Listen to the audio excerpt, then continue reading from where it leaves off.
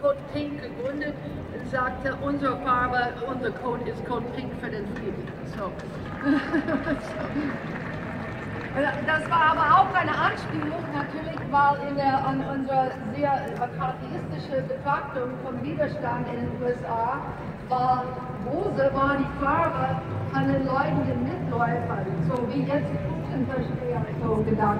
Solche Leute, die würden als Rose bezeichnet.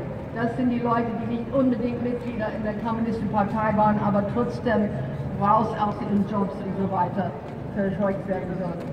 Okay, ich habe jetzt Grußworte von 4 Organisationen und auch eigentlich, wir haben ein Logo von einem Bunten, die könnten noch nicht den Grußwort, aber wir haben einen Vertreter in unsere Grußworte. Ich hatte ursprünglich, das sind alle Leute oder Organisationen, die ich kenne. Wir haben ein bisschen vorab mit der Demo-Leitung gesprochen. Erst gestern Nachmittag steht, dass vielleicht ein paar Worte zur Einleitung und so weiter und auch von jeder Organisation, damit ihr das einordnen könntet. Also das habe ich schnell zusammengestellt. Ich werde auch mit viel Deutschfehler bestimmt sprechen, aber nehmt ihr das bitte als authentisch und nicht als lästig. So. Und von der Demo-Leitung und so höre ich, dass erstaunt ist, dass es überhaupt von Interesse ist in den USA, was man hier in Deutschland macht in der Friedensbewegung. Und das zeigt für mich, wie sehr viel Erfolg die Herrschenden gehabt haben bis jetzt, um unsere gemeinsame Tradition von Kampf und so weiter, bis in diese Gemeinsamkeit auszulöschen. Weil ich habe ziemlich viel auch studiert, eigentlich beeinflusst von Euro-Marx, auch teilweise über US-Arbeitergeschichte und so. Man muss wissen, dass die 48er, die nach USA kamen, die brachten einen frischen Wind in unsere Friedensbewegung. Die waren dezidierte Antirassismus, auch bis zum US-Bürgerkrieg. Die waren, nicht alle Arbeiter waren, auch weiße Arbeiter waren für die Befreiung der Sklaven. Die Deutschen waren dezidiert diejenigen, die waren, das war ein Teil. Es gab auch natürlich die Sozialdemokraten, die gekommen sind. Und es gab eine Geschichte, die viele von euch wahrscheinlich kennen, andere nicht. Das eine wichtige internationale Geschichte, wie ist 1. Mai entstanden? 1. Mai ist entstanden dadurch, dass deutsche sozialanarchistische Arbeiter in Chicago, und damals gab es immer deutsche Arbeiterzeitungen zusammen mit englischsprachigen Arbeitszeitungen in fast allen US-Städten, die hatten dann in den 80er und 80er gekämpft für 8 Stunden Tag, und es kam irgendwas, wo eine Bombe geflogen ist und so weiter, und Polizisten, ich vergesse, ob verwundet oder getötet, auf jeden Fall. Da wurden 8 Leute so verhaftet, 6 davon waren deutsche Migranten, junge deutsche Arbeiter. Und die wurden dann verurteilt des Terrorismus, und das würde dann zu einer weltweiten Bewegung. Es würde zum 1. Mai, und die ganze weltweite 1. Mai-Bewegung ist daraus entstanden.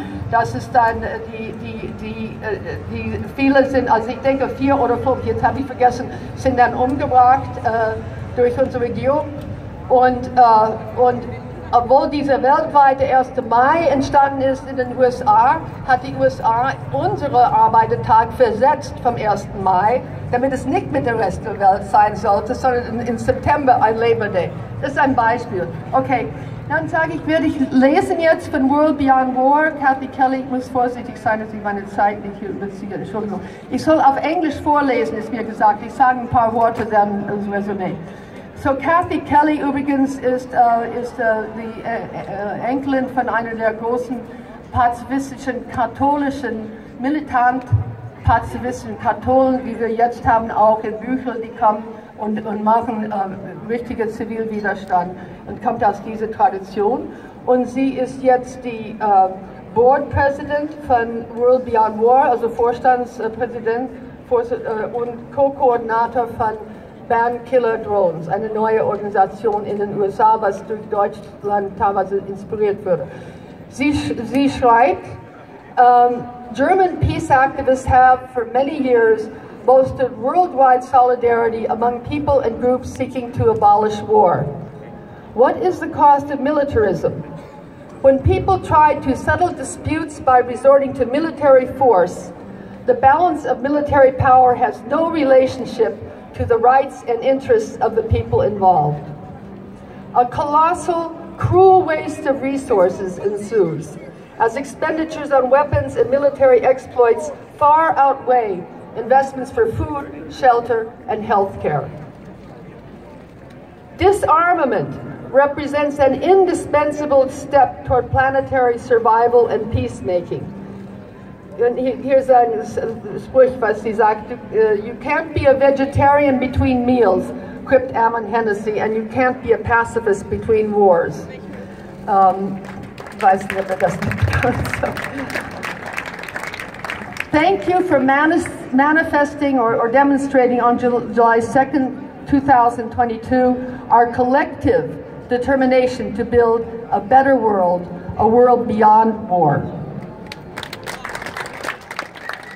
Also, ich denke, ihr braucht doch keine Erklärung dann an was, also ihr versteht schon das Englische, nicht? Also, sorry. Ich will nur sagen, dass sie spricht sehr, was für einen totalen,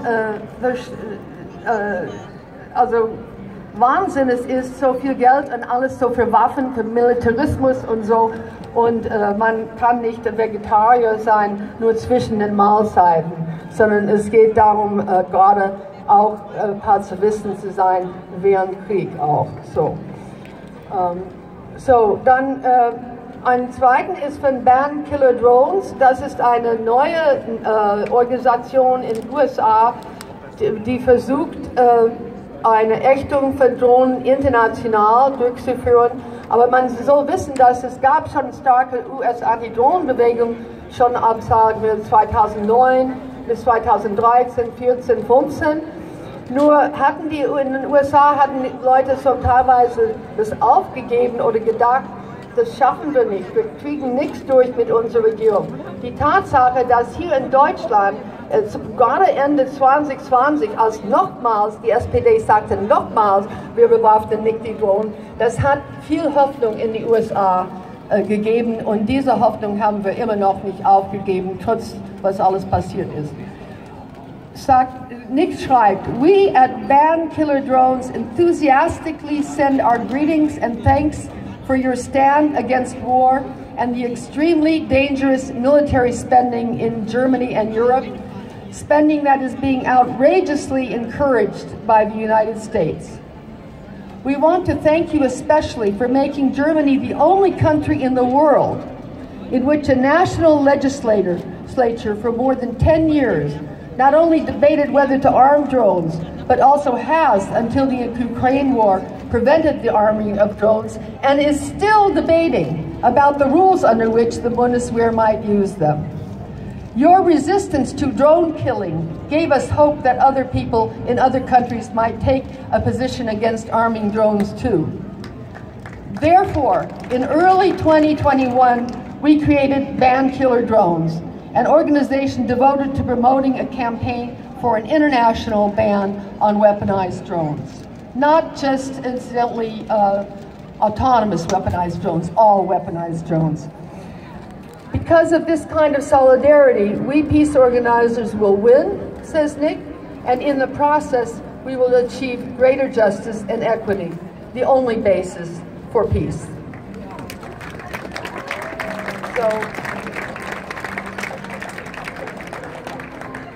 Nick Modern is, with Kathy Kelly, the co-coordinator of Ban Killer Drones. And I will say that with regard to Nick, the U.S. activists have been writing to the German Bundestag members since at least 2016, 2017. And also we wrote a letter to Angela Merkel about Rammstein back in 2015 and asked her to intervene. Begging her as Americans to intervene and stop what the U.S. is doing, or at least investigate it. That's our hope. So, and he is also a member of Veterans for Peace, which gave a logo for the, it's on the website. Veterans for Peace goes back to the Vietnam War, the Vietnam veterans against the war. and they were founded in 1985, then Veterans for Peace, including the Vietnam veterans, but also veterans from the Second World War and Korea War and so forth. And they are one of our most important U.S. peace movements because they learned firsthand what war is about, and they're against it, very strongly against it. Okay, and now comes a United National Anti-War Coalition, which is a coalition more of a less pacifist, not on the pacifist front, but more anti-imperialist, like some of the organizations that were here today. The United National Anti-War Coalition from the United States sends its greetings to this important mobilization in Berlin. As we saw from the recent NATO summit in Madrid, NATO is pushing to expand throughout the entire world and to continue its aggression. You are saying no to German remilitarization and yes to support for people's needs. We support you in that effort and hope to build with you a worldwide movement that can end NATO and end war. That's Joe Lombardo, coordinator at UN. And the very last one is from Codepink, which I mentioned to you before. It says, we are delighted to send our heartfelt greetings of solidarity to you as you gather today to challenge the rising militarism in Germany and to demand that resources instead be redirected to meet human needs such as healthcare, education, and culture, green jobs, and other life-affirming activities. Your grassroots movement is showing the way to fight back effectively against the undemocratic attempts in Germany and in other NATO countries to build up the military, the forces of destruction at this crucial moment in the history of our planet. You are bringing hope not only to the people of Germany, but also to us in the US and potentially to people around the world. Thank you. So, anyway, wir hoffen, diese Beziehungen weiter auszubauen, und wir finden gerade diese Demo eine wunderbare, breite Zusammenkunft von verschiedenen deutschen Organisationen mit trotzdem nicht sektärischer Botschaft, und es ist wirklich sehr hoffnungsvoll für die nächsten Schritte. Danke.